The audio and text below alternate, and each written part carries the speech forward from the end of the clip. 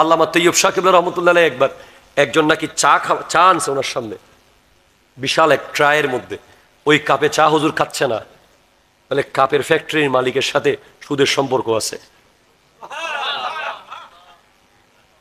সুফিরা যখন ওদের সামনে খানা আসলে, হয়তো কিতাবে আছে তাদের আঙ্গুল ফুলে যাবে, হারাম কিছু আসলে তাদের চোখ লাল হয়ে যাবে।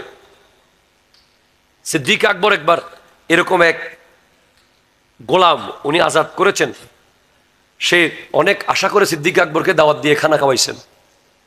সিদ্দিক আকবর কোনো মতেই না করতে পারতেছেন না, কারণ সে না করলে মনে করতেছে যে উনি অনেক বড় সাহাবি, বড় খলিফা, তাই খাবে না, অহংকার মনে করবে, সেজন্য উনি একটু করে খাইছেন।